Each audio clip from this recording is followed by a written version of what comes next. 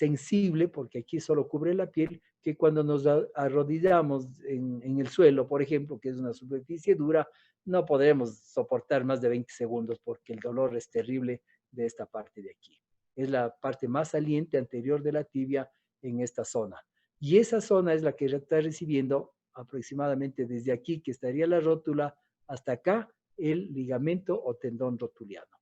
Ese ligamento es un ligamento fuerte, ya vamos a ver en otros dibujos, muy fuerte, poderoso, tiene de ancho aproximadamente 3 centímetros en una persona adulta, tiene de grosor o de profundidad casi 1 centímetro, gruesísimo, y tiene de longitud aproximadamente 7 centímetros.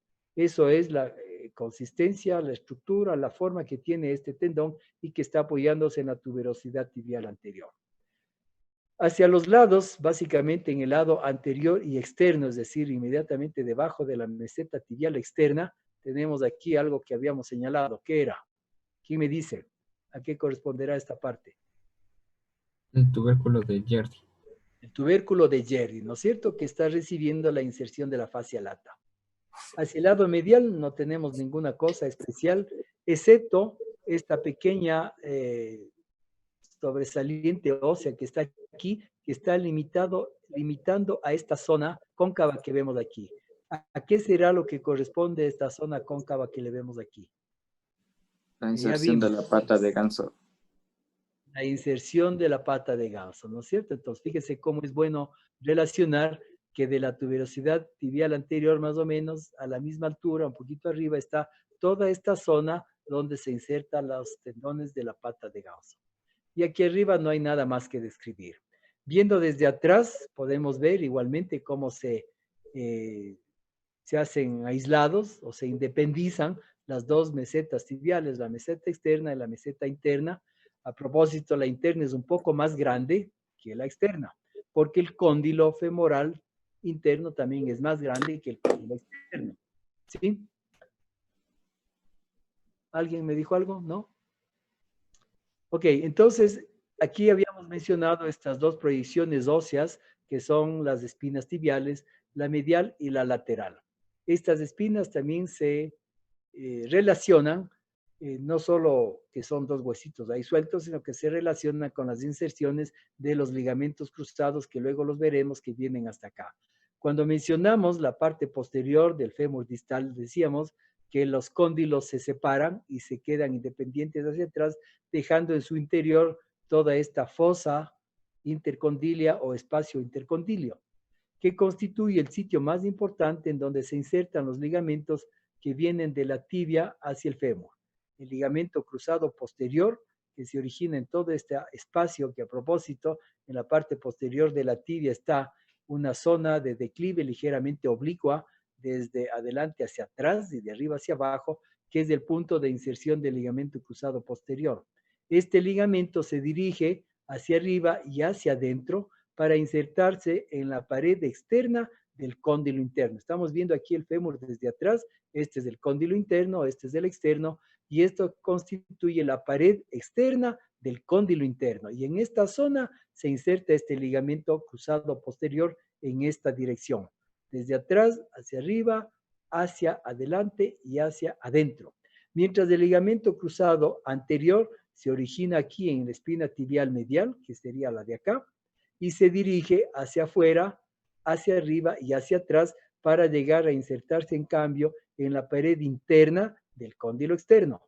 Entonces así tenemos en lo que aproximadamente les voy a tratar de dibujar aquí cómo sería esto como ligamento, pongámoslo así, desde esta zona, en esta dirección acá, sería el ligamento cruzado posterior. ¿De acuerdo? Y vamos de otro colorcito acá. En esta zona de aquí, perdón, de aquí adelante hasta acá sería el ligamento cruzado anterior. Si le vemos aquí, el ligamento cruzado anterior estaría en esta dirección, hacia arriba, hacia afuera y hacia atrás, y el cruzado posterior vendría un poco, es más verticalizado desde acá atrás hasta la parte de acá adelante. Más o menos así es como tiene que ver, vamos a tiene que ver la fosa intercondilio o el espacio intercondilio relacionado con esta parte de las espinas tibiales, sobre todo con las inserciones de los ligamentos cruzados. Entonces, como elementos que veremos después de intraarticulares, tenemos los ligamentos cruzados y los espacios que están ocupados aquí por otras estructuras diferentes que son los meniscos.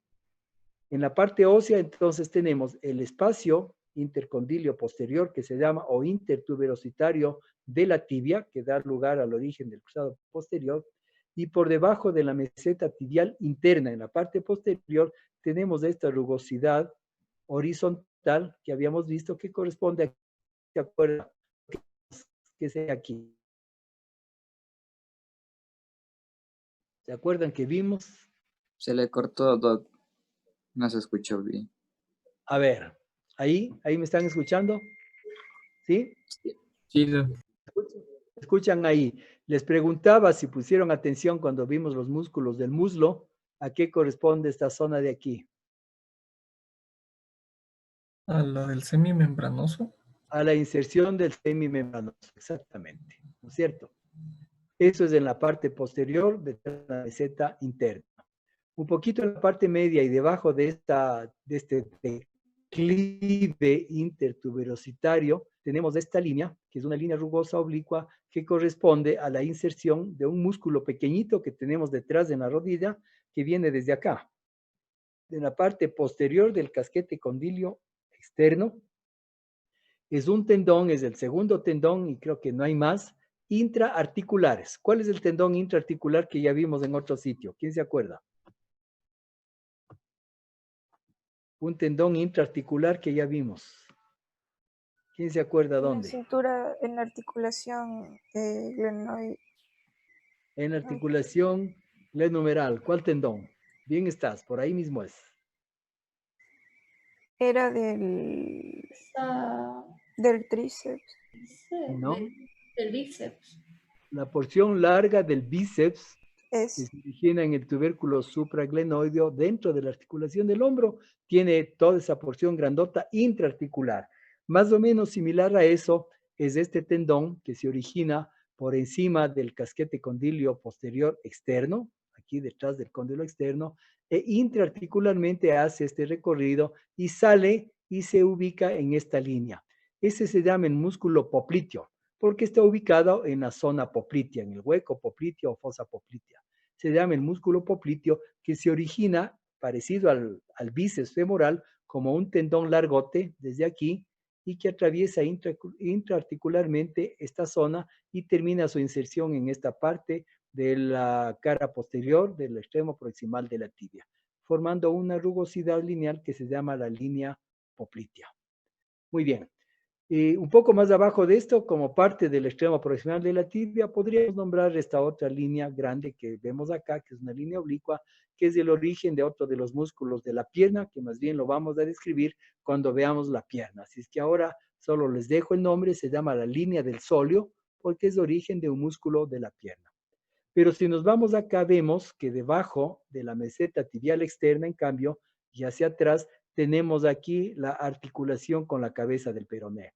Por lo tanto, aquí encontramos una carilla articular que está justo debajo de la meseta externa para articularse con esta porción del peroné, que es la cabeza del peroné.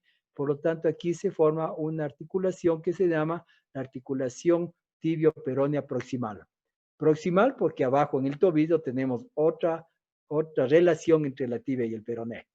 Pero aquí se llama la articulación tibio-peronea proximal, debajo de la meseta externa. Esta carilla articular está un poco lateral, pero más hacia atrás que hacia adelante. Por lo tanto, el peroné en esta parte es un poco posterior con relación a la tibia. ¿Estamos hasta ahí? ¿Hay alguna otra pregunta? Doc, si es que, disculpe, ¿esa de ahí se llamaba la línea poplitea? Esta. Esa, Sí, ajá. esta. Sí, es la inserción de este músculo popliteo. Ya, y esa concavidad que está superior a esa línea. Ajá. Esto se llama un espacio intertuberositario de la tibia. Porque, como te decía,